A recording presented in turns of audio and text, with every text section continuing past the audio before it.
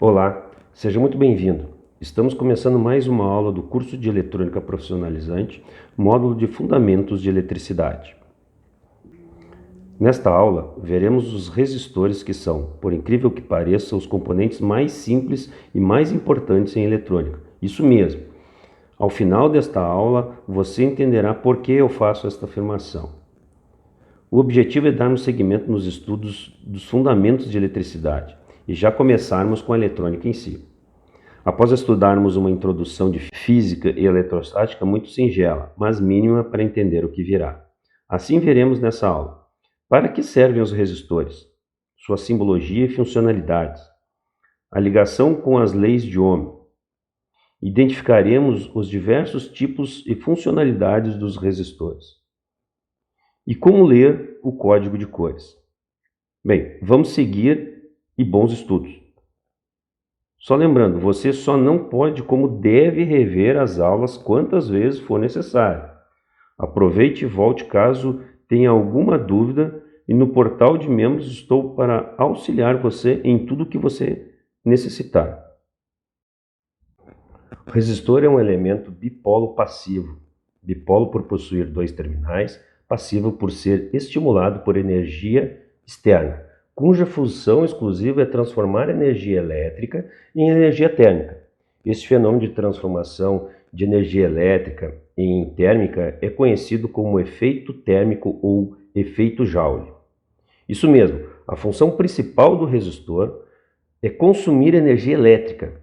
Isso ocorre por efeito Joule, ou seja, transforma energia elétrica em calor a ser dissipado no espaço. Por isso, a principal função do resistor em eletrônica é limitar a corrente elétrica em determinados locais pré-determinados. Ficará mais claro ao final dessa aula. Aqui apresentamos também a simbologia empregada nos diagramas de circuitos eletrônicos para representar o resistor. Simbologia é muito empregada nos diversos campos da engenharia. Em engenharia elétrica e eletrônica não poderia ser diferente. O uso de símbolos gráficos em desenhos de esquemas elétricos serve para representar os componentes, os equipamentos, as relações entre estes e os efeitos físicos que integram o funcionamento completo ou parcial dos mesmos.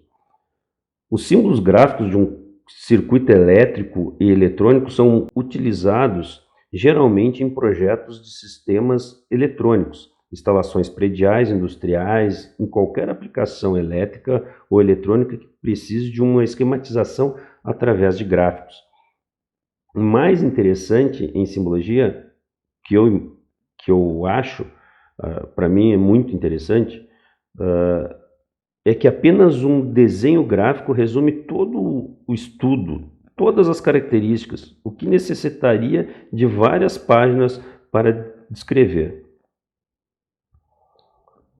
Bem, ao lado apresentamos novamente os símbolos do resistor. Veja que interessante.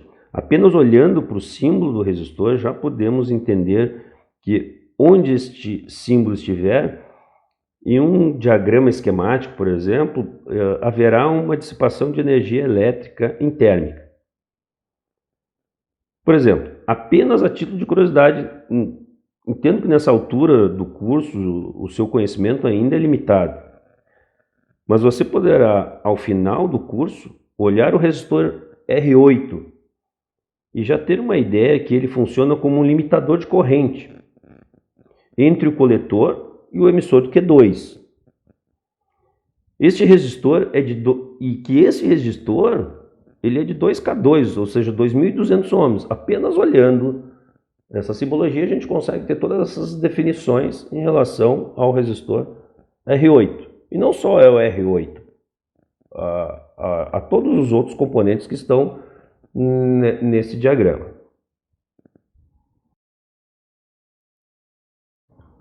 O diagrama esquemático contém todos os componentes que fazem parte do circuito, assim como suas ligações elétricas.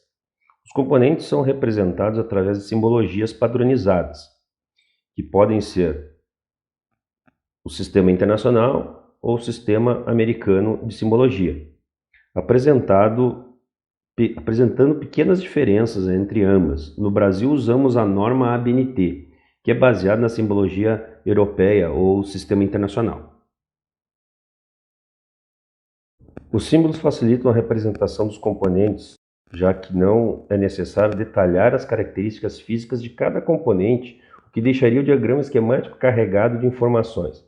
Para auxiliar na representação dos componentes, além do seu símbolo, são usadas legendas. Assim é possível ter um nome, uma referência única para o componente no circuito, bem como representar o seu valor. Como exemplo, a gente teve o R8, né? O R8, a legenda dele seria o resistor 8 do circuito, representado, por exemplo, como uma sequência, normalmente é uma sequência que vai iniciando do R1 até o final. O R8 significa que é o oitavo resistor do circuito, e o seu valor seria representado por 2,2K ou 2K2 ou 2200K.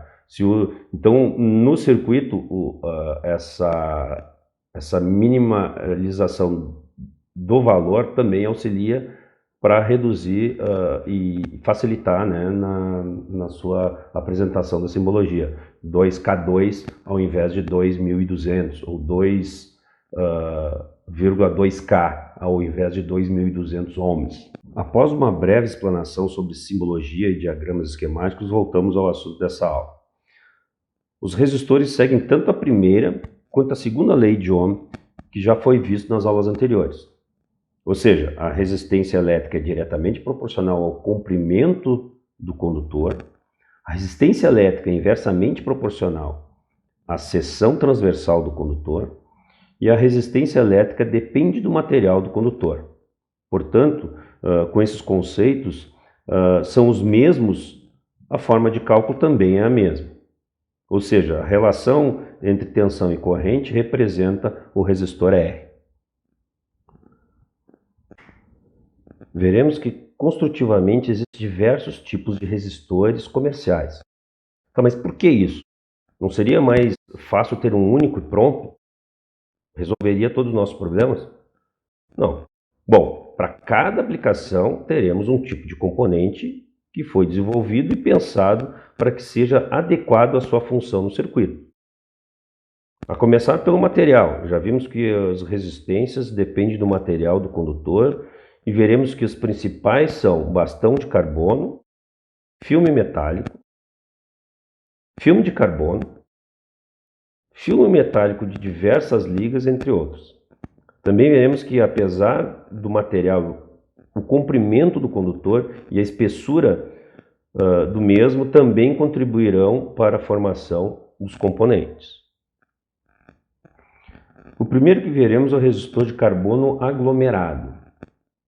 Estes resistores são fabricados utilizando uma mistura de pó de grafite com um material neutro, tipo talco, argila, areia, resina acrílica, né, algum material que seja neutro. A resistência é dada pela densidade do pó de grafite com a mistura, ou seja, conforme a mistura que a gente vai ter nesse material. Ou seja, nada mais é do que a combinação das três propriedades resistivas vistas nas aulas anteriores. A composição da mistura de um material grafite, que é um material condutor, com um material isolante em pó, que forma um bastão que terá a espessura e o comprimento adequado para dar o valor do resistor. Ou seja, variando a espessura e o comprimento dele, vai dar a quantidade vai dar o seu valor, né? Tudo isso com um invólucro e dois terminais em cada ponta, ou seja, de polo, dois terminais em cada ponta. O acabamento desse componente é feito com uma camada de verniz, esmalte ou resina para fazer o invólucro dele, né? Então, o que a gente vê nesse resistor? Aqui as três propriedades do resistor estão nesse resistor, que é o tipo de material, ou seja, a mistura desse material, né? Quanto mais grafite, e menos material isolante, vamos dizer assim, daria o material neutro, né? Varia a resistência. Quanto maior a espessura, também varia a resistência, e ao comprimento desse bastão também varia o valor do resistor. Vamos ver agora as características. As vantagens e desvantagens. Como desvantagem, apresenta baixa precisão, em virtude dessa mistura, né, que ela deve ser homogênea. Tolerância entre 5, 10 e 20%, ou seja, a precisão a gente vê que não é uma precisão boa, né? 5, 10, chega a 20% de tolerância. A oxidação do carbono pode provocar a alteração de valores nominais da resistência, ou seja, o carbono que está na mistura, ele com o tempo ele oxida e vai alterando as suas características, e com isso altera a resistividade ou a resistência desse material, e apresenta altos níveis de tensão de ruído. É um ruído térmico, um ruído devido a essa oxidação. E a vantagem é o custo, né, que chega a ser de 3 a 6 vezes menor que os de película metálica. Ou seja, esse resistor ele está deixando de ser usado, até porque os resistores eles não são um componente caro, então o custo dele, em função das baixíssimas vantagens que ele apresenta, né, ele não é um componente que seria usado principalmente em eletrônica embarcada. Aqui apresentamos os resistores de película de carbono. Este componente é fabricado pela deposição em vácuo de uma fina película de carbono cristalino e puro sobre um bastão cerâmico. Para variação de valores, o valor é ajustado pelas aberturas de um sulco espiralado sobre sua superfície. Então, este componente é fabricado pela deposição em vácuo de uma fina película de carbono cristalino e puro sobre um bastão cerâmico. Para variação de valores, é ajustado pela abertura de um sulco espiralado ao redor da sua superfície. Aqui também a gente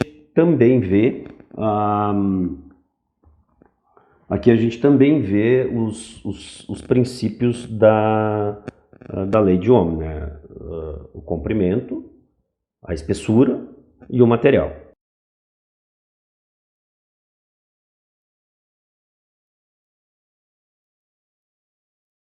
Observe que esse componente tem um formato mais arredondado e o verniz serve apenas para dar acabamento.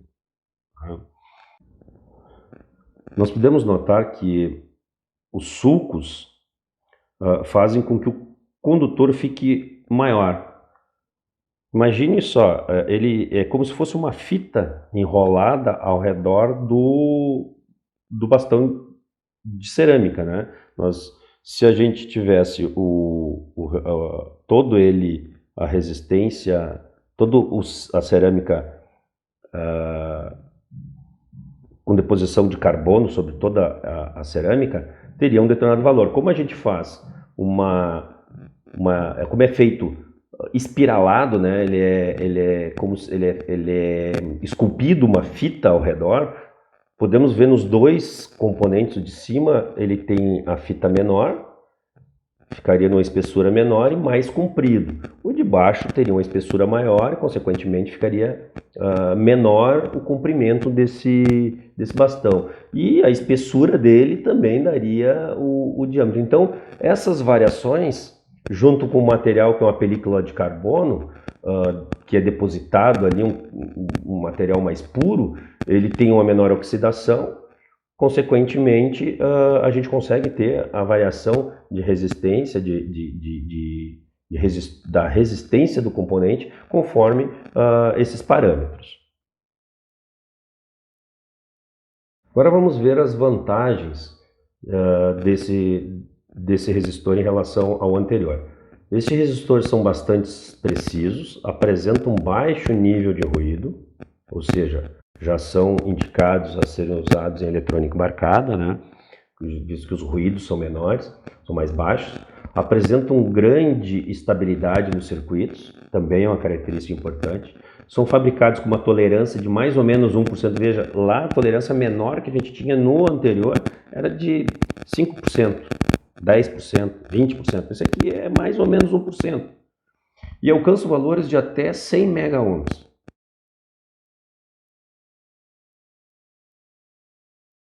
Resistores de película metálica.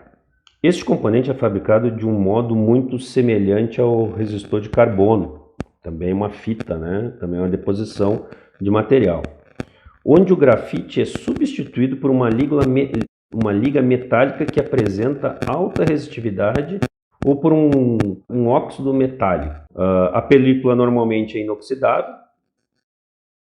e o que impede a variação do valor da resistência por oxidação com o passar do tempo.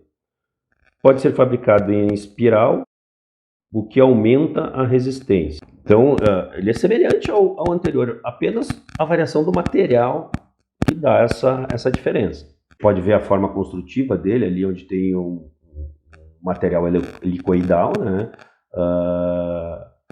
O filme metálico, né? Helicoidal, também com sulcos, espiralado em forma do corpo cerâmico, 2 terminais laterais e uma composição de verniz colocada ao redor, né? Bom, aqui nós vamos ver as vantagens e as desvantagens desse resistor. As vantagens: apresenta grande precisão, tolerância entre 0,1 e 2%. Ou seja, se compararmos com o primeiro, por isso que eu disse que lá o primeiro, o de bastão de carbono, ele praticamente não é mais utilizado. Antigamente, eu lembro que os primeiros rádios e TVs antigas de tubo, a gente ainda via esses componentes, né? Ainda são presentes esses componentes. Hoje em dia, o componente mais utilizado seria realmente o de filme metálico, tá? Ou de filme carbono. A desvantagem desse resistor é o alto custo e a baixa potência de dissipação. Então a gente tem que ver aonde serão utilizados os componentes. Veja que esse aqui para eletrônica embarcada é muito mais utilizado. Seria muito mais fácil né, porque tem uma dissipação de potência muito baixa, consequentemente o custo muito alto, mas ele é muito mais preciso. Então vai depender muito daquilo que a gente precisa utilizar, né? Isso, então, na hora de fazer um projeto, nós temos que levar essas questões em consideração, e na hora de fazer manutenção de uma placa e encontrar esse componente, às vezes podemos fazer uma análise se é realmente importante usar esse material, porque ele é difícil, consequentemente ele é difícil de encontrar no mercado.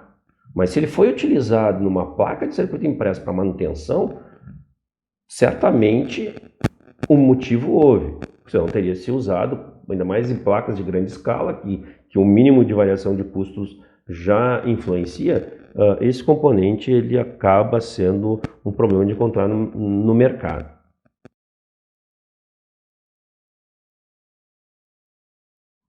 Como foi visto no início da aula, a característica do resistor é transformar a energia elétrica em térmica. Assim, a capacidade de dissipar mais calor com a mesma resistência permite utilizarmos tensões e correntes maiores. O que determina este fator é a potência dissipada em cada componente. A potência está diretamente ligada ao tamanho do radiador de calor do componente, ou seja, esse componente se ele tem a mesma resistência, ele tem para passar uma tensão maior, a corrente vai ser maior e consequentemente a potência dissipada nesse componente vai ser maior. E aqui até a gente eu demonstro aqui de uma forma didática, claro que de uma forma ampliada, as formas mais utilizadas. Por exemplo, para circuitos embarcados, a gente não vai precisar de uma potência muito elevada. Já para um circuito elétrico, por exemplo, um industrial, você precisa de uma resistência de uma potência maior, porque não vai ser só sinal que vai passar ali, vai ser passado correntes e tensões que vão precisar serem dissipadas. Então aqui a gente apresenta comercialmente os resistores mais utilizados é de 1.8 ou 1/8 de watt, ou seja, 125 watts, 1/4 de watt ou 0,5 watt, de meio watt, ou seja, 0,5 watt, de 1 watt, de 2 watts, também tem de 5, de 10, de 20, de 25, chega a ter até de 50 watts.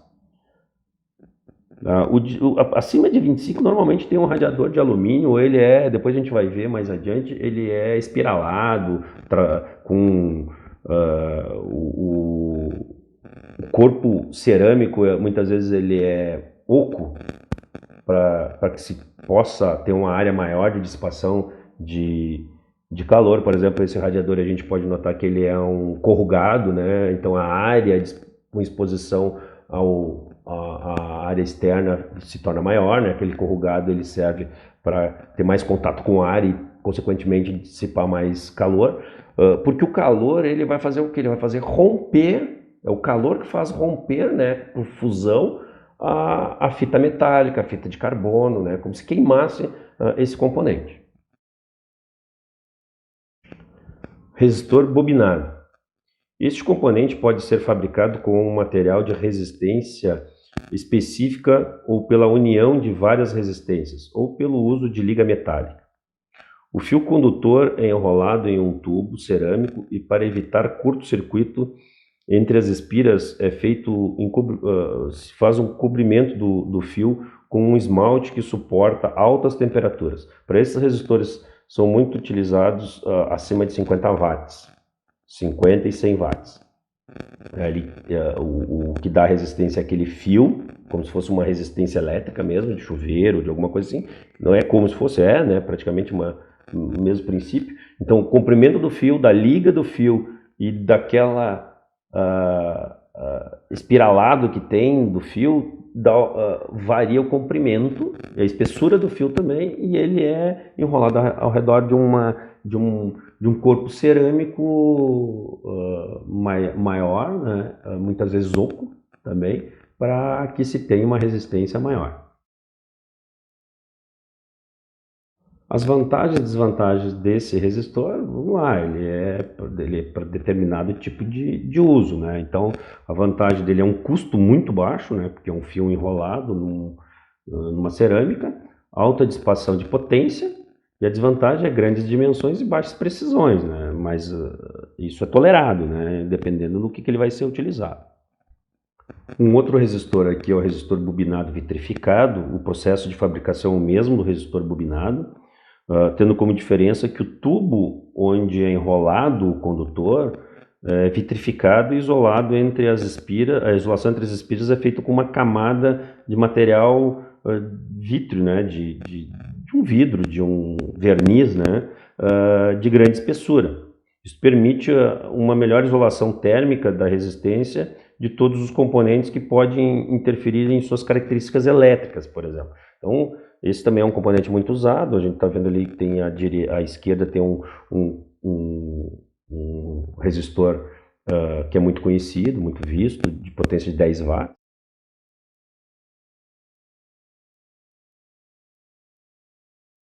Aqui nós temos mais alguns tipos de resistores de alta potência. Ali o FO38, por exemplo, pode ser um resistor variável, né? Conforme vai passando aquela linguetinha ali, vamos dizer assim, aquele anel, ele vai variando a resistência entre aquele ponto e uma das extremidades.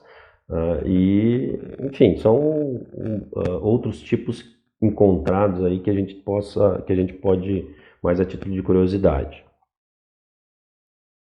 De novo, as vantagens e desvantagens também são baixo custo, alta dissipação de potência, então são para determinados circuitos, principalmente em circuitos industriais, né?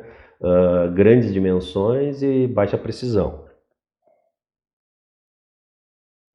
Também existem resistores com valores variáveis, né? Eu comentei no slide anterior que tinha aquele com anel que variava, então existe componentes específicos com essa função. Esses componentes são bastante empregados em controle de volumes, por exemplo, som, né, de controle de fonte de alimentação, em filtros, são conhecidos por trimpotes, potenciômetros ou reostatos. E podem ser fabricados tanto com película de carbono, película metálica, ou por fio enrolado, que no caso anterior a gente viu que era um fio enrolado. E a variação de resistência é obtida pela variação do comprimento do condutor, pela área da película metálica definida entre o cursor e os terminais. Então, quando gira, nesse caso aqui, nesse exemplo, ao girar aquele eixo, gira um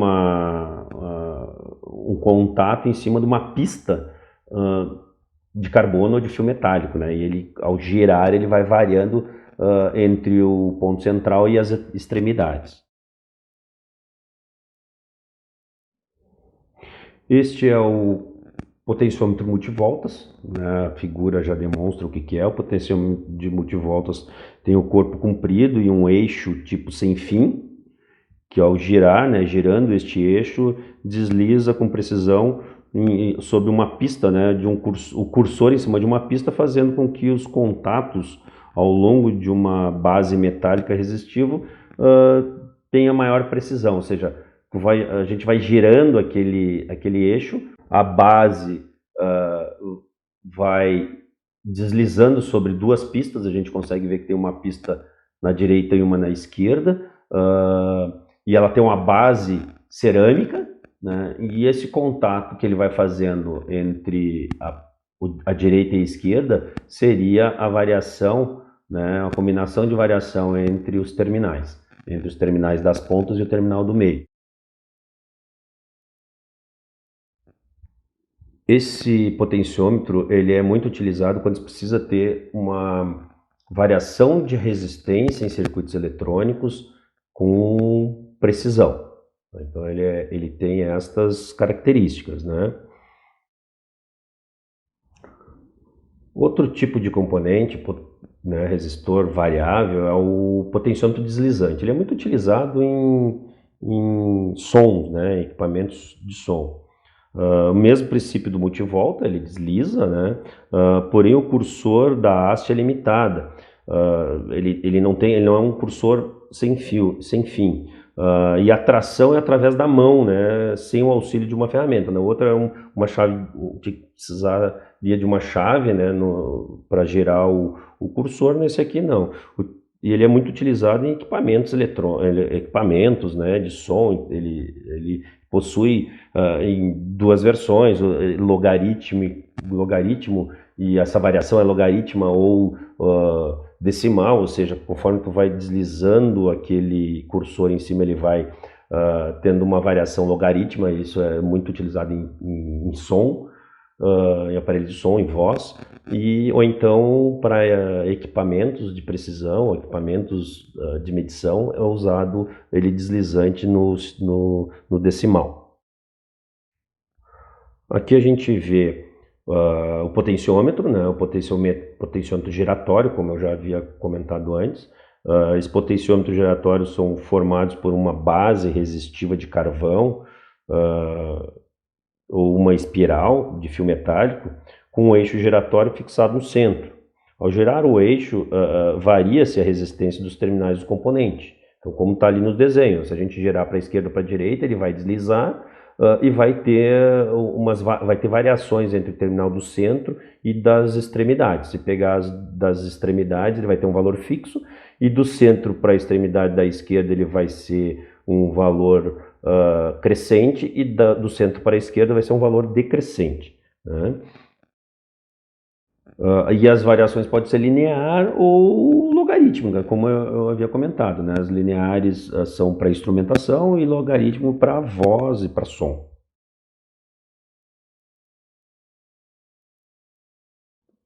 Agora vamos ver um resistor, vamos dizer assim, outros tipos de resistores. Esse resistor aqui é muito utilizado em sistemas de iluminação por presença ou de alarme de presença. O LDR, o Light Dependent Resistor, que é o resistor dependente de luz. É um componente eletrônico passivo do tipo resistivo variável, né? Ele varia conforme a incidência de luz, mas cuja resistência varia com a incidência de luz, como eu comentei.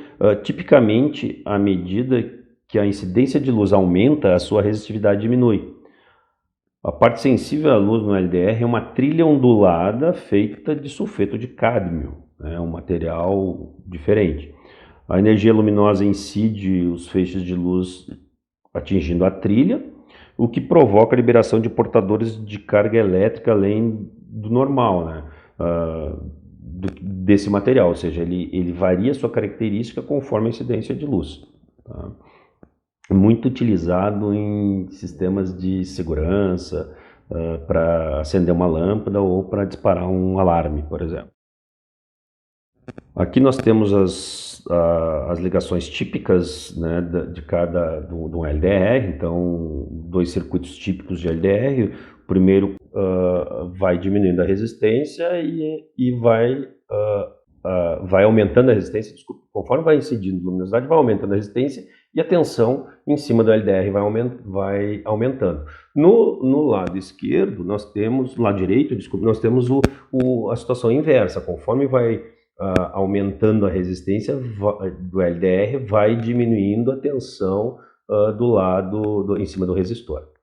Outro resistor variável também utilizado é o varistor. É um componente eletrônico cujo valor da resistência elétrica é inversamente proporcional ao valor da tensão aplicada aos seus terminais. À medida que a diferença de potencial sobre o varistor aumenta, sua resistência diminui. Os varistores geralmente são utilizados como elementos de proteção contra transientes de tensão em circuitos, como filtros de linhas, por exemplo.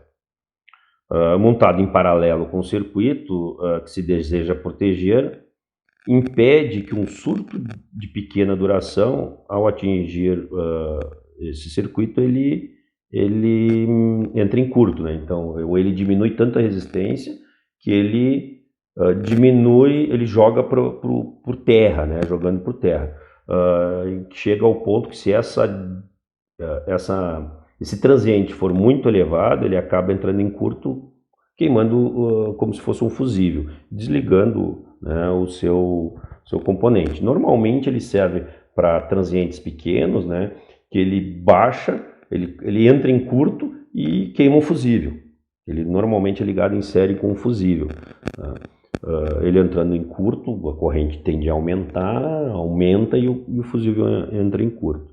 Se a tensão muitas vezes for muito elevada ou com muito tempo esse transiente, né, ele faz essa função. Outro componente, outro resistor é o termistor.